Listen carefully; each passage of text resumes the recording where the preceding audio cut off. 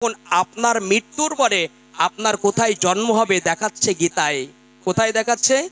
শ্রীমদ্ ভগবদ গীতা অষ্টম অধ্যায় শ্লোক সংখ্যক 6। এবার ভালো করে শ্রবণ করে নিন, আপনার মৃত্যুর পরে আপনার কোথায় যেতে হবে। গীতায় দেখালেন, জং জং বাপি শরণাং ভাবাং তেজতন্তে কলেবরং তং তমে ভৈতি কুন্তি তদ ভাবাবিত।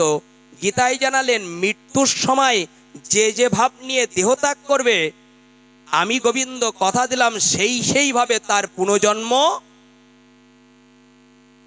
কথা বুঝতে পারছেন? উত্তর জানাচ্ছে, মৃত্যুর সময় যে যে ভাব নিয়ে দেহত্যাগ করবে, গোবিন্দ জানালেন তোমার মৃত্যুর পরে সেই জন্ম তোমার আমি গোবিন্দ দেব। এখন 4টি বিধান দিয়েছে, এবার লক্ষ্য করবেন। যারা দিনে মাথা নত করেন না তাদের মাথাটা উঁচু কিনা, এই দেখেন কোথায় জন্ম হবে দেখে নিন। যারা 24 ঘন্টার ভিতরে টাকা টাকা চাই, সম্মান আর সম্মান চাই, এই জায়গায় দাঁড়িয়ে যারা নিত্য চলছে তাদের মাথা উঁচু না নিচু?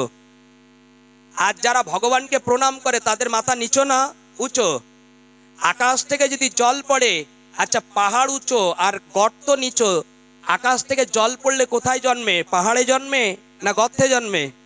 তাহলে মানুষ যদি দীনতার প্রতীক হয়ে নিজের দীনতার দিকে তাকিয়ে গোবিন্দের চরণে প্রণাম করে, তাহলে ওই গর্তেই কেবল গোবিন্দ ভক্তি জন্মায়। একটু দেখবো আমরা, সেই জায়গা হলো গোবিন্দ জানিয়েছেন যাদের মাথা এখনো নিচু হচ্ছে না, গোবিন্দ জানান আগামী জন্মে। এবার দেখুন, যারা প্রার্থনা গোবিন্দকে মাথা নত করছেন না, আমার গোবিন্দ জানালেন এর পরের জন্মে তোমার বৃক্ষের গর্ভে হবে। যাদের তাল বৃক্ষ, খেজুর বৃক্ষ, নারকেল বৃক্ষ, এদের মাথা উঁচু না নিচু? ওখানে জন্ম হবে কেন? উত্তর দিন না, কেন হবে? আজকে যদি ভগবানকে মাথা নত না করতে পারি, এই মাথা উঁচু, গোবিন্দ বলেছেন তোমার উঁচুই করে দেব, কিন্তু বিনিময়ে এই দেহ আর দেব। ভাববেন কথাগুলি। এর পরের শব্দ দিচ্ছি, লক্ষ্য করবেন, সেটা হলো মৈথন ক্রিয়া।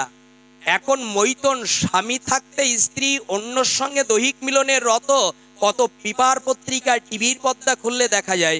এরপরে গোবিন্দ জানাচ্ছে আমি ভজনের জন্য শরীর দিয়েছিলাম, ভজনের জন্য তোমাকে হাত দিয়েছিলাম, আমি ভজনের জন্য তোমার বদন দিয়েছিলাম, কিন্তু এই পথে এলেন। আমি কথা দিচ্ছি, এখন যদি দৈহিক মিলন অন্য পরিবারের সঙ্গে কেউ করতে যায়, তার মামলা হয়, সম্মান হারায়। কিন্তু এর পরের জন্ম যেখানে দেব, তোমার আর সম্মানের ভয় থাকবে না, মামলা হবে না, মারবে না।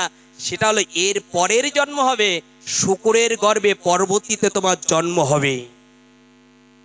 সাবধান হয়ে যান কথাগুলি। যদি নিজে মানুষ্য জীবনে এসে যদি কেউ স্ত্রী অন্য পুরুষের সঙ্গে, পুরুষ অন্য নারীর সঙ্গে দৈহিক মিলন করে, উত্তর জানিয়েছে আগামী জন্মে পশু অর্থাৎ শূকরের গর্ভে জন্ম হবে। কেন হবে? কেন হবে? উত্তর দিয়েছে, শূকর যে মায়ের গর্ভ থেকে জুনিদার দিয়ে বের হয়, ওই সন্তান বড় হয়ে ওই মায়ের সঙ্গে দৈহিক মিলন করে, ওখানে গেলে পাপ। সাবধান হয়ে যাবেন। এর তত্ত্ব হলো প্রদীপ। যারা আমরা এই পথে পথিক হয়ে নষ্ট হয়ে গেছে, তো আমাদের উপায় কি? এবার দেখুন তত্ত্বটা কি দিয়েছে। এই সম্মানের জায়গায় কেউ আলোচনা করতে চায় না, কারণ এটা কঠিন। কারোর জীবনে যৌবন বেলা হয়ে গেছে, বিবাহর পর নষ্ট হয়ে গেছে সতীত্বটা, আপনার জীবন কি পশুত্ব বা শূকরের গর্ভে হবে? ফিরিয়ে নিয়ে আসুন, আমি জায়গাটা দেখাচ্ছি। সেই জায়গা হলো আমাদের হরিদাস ঠাকুর কলিযুগে ব্রহ্মা হরিদাস হয়ে এলেন। সেই হরিদাস দৈহিক মিলন করতেন কে জানেন? সেই লক্ষ্য হেরা। ও লক্ষ্যেরা সতী ছিল না অসতী ছিল? বলুন না, সতী ছিল না অসতী ছিল? কারো যদি অসতী শরীর হয়ে গিয়ে থাকে, নারী বা পুরুষ, উত্তর দিয়েছে তোমার চিন্তার কারণ নেই, আমি কলিযুগে গৌর হয়ে এসেছি, আমি সবাইকে পার করব, তোমাদের জন্য আমি গৌর হয়ে এসেছি। দেখুন তত্ত্বটা, লোকহেরা বাইজি ছিল, দেহ বিকিকিনি ছিল, কিন্তু এই লোকহেরা হরিদাসের কাছে 3 দিন গিয়ে হরিনাম শুনে, তারপর থেকে হরিনাম করার পরে ওই দেহ বিকিকিনি সতী হারা অসতীত্ব দেহ তিনি কৃপা করে আস্তে আস্তে হরিনাম করতে করতে লোকহেরাও কৃপা করে ভগবত ধাম প্রাপ্ত হয়েছিল এই হরিনামের ত্বরান্বিত করে। আমি অনুরোধ করব, যদি কারো জীবনে এরকম এসে থাকে, আপনারা পিছিয়ে আসুন, হরিদাসের মতো মহানাম জপ করুন না, আগামী জন্ম ওখানেই যেতে হবে। আগামী জন্মে ওখানেই যেতে হবে। এর পরের শব্দটা দিচ্ছে, একটু লক্ষ্য করে পাঠ বিশ্রাম দেব, সেটা হলো পশু জন্মে। এতক্ষণ বলেছি, এবার শ্রবণ করেন। পশু জন্মে আমাদের জন্ম হবে যদি ভগবানকে ভজন করেও মৃত্যুর সময় যদি পশু চিন্তা থাকে, সেই তত্ত্বে আমরা শ্রবণ করছি। সেটা হলো ভাগবতে ভরত রাজার জীবনে শ্রবণ করেছি আমরা। ভরত রাজা ছিলেন। কি ছিলেন? রাজা ছিলেন। এবার আমি শ্রবণ করব এবং আপনাদের স্মরণ নিকটে চরণ নিস্নিগ্ধ করব। যারা এখানে এসেছেন খালি চোখে এই জায়গায় আসতে নেই। চৈতন্য চরিতামৃতে বলেছেন, কৃষ্ণ বলিতে যার না হয় প্রেমের অঙ্কুর, বুঝিবে হৃদয়ে অপরাধ প্রচুর। যারা গৌর বলতে, কৃষ্ণ বলতে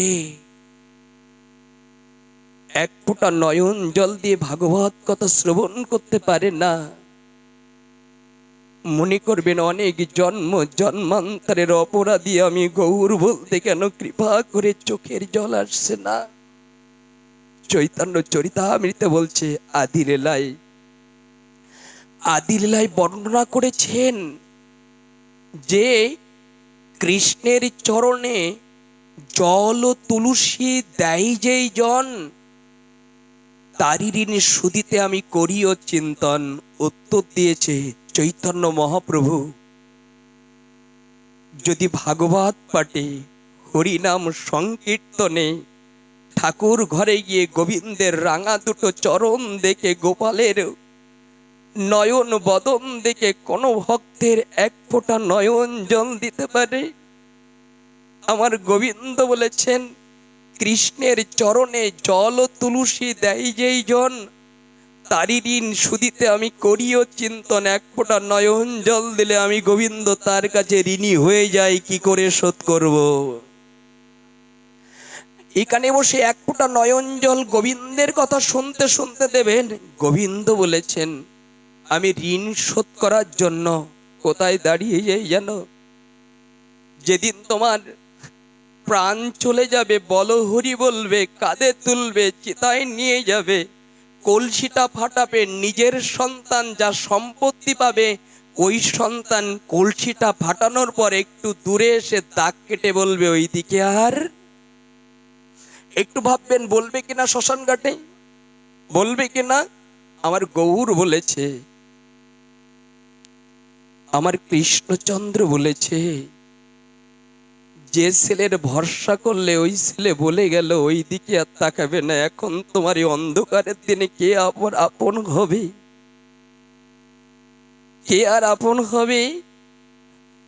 আমার গোবিন্দ বলেছেন, ছেলে চলে যেতে পারে, আপনজন চলে যেতে পারে, প্রতিবেশী চলে যেতে পারে, আত্মীয় শ্মশান ঘাট থেকে চলে যেতে পারে, কিন্তু কোন ভক্ত যদি কোনো ভাগবত পাঠে গিয়ে এক ফোঁটা নয়ন জল দিয়ে আমার কথা শ্রবণ করে, ছেলে চলে গেল, আমি গৌর তোমার সন্তান হয়ে তোমার জন্য আমি শ্মশান ঘাটের ওই পারে দাঁড়িয়ে যাব তোমার রক্ষার্থে। আমি জানাবো আপনাদের চরণে, ভাগবত পাঠে এলে এক ফোঁটা নয়ন জল দিয়ে ভাগবত শুনতে হয়।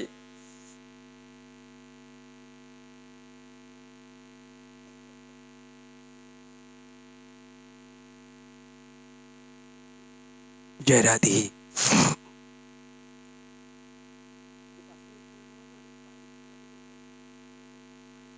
আমাদের বাইকগুলো আছে, দাদারা আসতে সমস্যা হতে পারে, দয়া করে বাইকগুলো যদি একটু দূরে সরিয়ে দিতেন। আমরা প্রবেশ করছিলাম ভরতের জীবনী। ভরতের জীবনী রাখলে না আপনাদের চোখে জল দাঁড়াবে না, এমন একটা চরিত্রের ভাগবতের প্রখর স্তরে প্রবেশ করছিলাম। কিন্তু স্তরে আমরা দাদা প্রায় মনে হয় চলে আসছে। আমরা আসতে যতটুকু সময় পাই লক্ষ্য করব যে কৃপা করে ভরত রাজা কি করলেন জানেন? ভরত রাজা রাজ্য পরিত্যাগ করে দিয়ে, লালাবাবু যেমন বলেছিল আমার বেলা যে যায়, ধোপার মেয়ে কে বলেছিল পালকিতে চলছে লালাবাবু, দিনে যার 52,36,000 টাকা। ধোপার মেয়ে বলছে বাবা বেলা যে যায় বাসনা এগুম দেবে না। আমার মনে হয় আপনার আমারও বেলা চলে যাচ্ছে। কৃপা করে আমাদের বাসনায় আগুন দিয়ে কখন কৃপা করে গৌরের চরণে দাঁড়াতে পারবো, সেই দিন আমাদের কবে হবে? আপনার আমার বেলা চলে যাচ্ছে। লালাবাবু ধোপার মেয়েকে যেমন জড়িয়ে ধরে বলছেন, ধোপার মেয়ে আজ আমার জীবনের পথ দেখালে, আমিও আমার জীবনের কৃপা করে বেলা চলে যাচ্ছে, আমার গৌর ভজন হলো না, আমার কানাই ভজন হলো না, আমার কৃষ্ণ ভজন হলো না, বড় ভুল করেছি। কৃপা করে আমি সময়গুলো নষ্ট করে রাত্রে লালাবাবু এসে না অন্য জায়গায় সময় না দিয়ে রাজভূষণ খুলে দিয়ে রাজমুকুট রেখে আমার গোবিন্দের চরণে কানাইয়ের রাঙা চরণ দুটো দেখে নয়ন জলে সারা রাত কেঁদে বলেছিল, গোবিন্দ সময়ের মূল্য দেয়নি, তোমার চরণে সন্ধ্যা অতিথি হয়ে এসেছি, আমি ভিক্ষা চাই তোমার চরণে, কৃপা করে একবারের মতো তোমার চরণে কাঙাল করে রেখে দাও, আমি এই জগতে আর কিছু চাই না, তোমার চরণে কৃপা করে আমাকে কাঙাল করে রেখে দাও। আপনাদের চরণে জানাবো, আমার মনে হয় লালাবাবুর যদি বেলা চলে যেতে পারে, আমাদেরও মনে হয় আমাদেরও বেলা চলে যাচ্ছে। আপনার সংসার সঙ্গ দেবে না, আপনার স্ত্রী পুত্র সঙ্গে যাবে না, যেদিন বলহরি হয়ে যাবে সেদিন একা একা আমার যেতে হবে। কৃপা করে সকাল সকাল আমরা যেন বাহু তুলে বদন দিলে হা গৌর হা নিতাই বলে নিত্য কীর্তন করতে পারি। আমরা ভরতের জীবনীটা যেতে পারলাম না, ভরতের জীবনীটা আমরা যদি তুলে ধরি না অনেক সময় লেগে যাবে। এরপর যদি কৃপা করে আমার প্রাণাধিক কার্তিক দাদা তার এই বাবার মায়ের মৃত্যুবার্ষিক অনুষ্ঠানটা এই একটা জায়গায় আপনাদের শ্রবণ করে এখানে দাদা আসবে, কৃপা করে জানাবো আপনারা সাধুমুখ আসছেন, একটা যা ভগবান কার্তিক দাদার ডাকটা ফিরিয়ে দিতে পারে। ভগবান বলছে, আমা হইতে আমার নাম বড়, নাম হইতে ভক্ত বড়। আপনারা কৃপা করে ভক্ত হয়ে আসছেন, কৃপা করে কার্তিকদার পিতামাতার জন্য কৃপা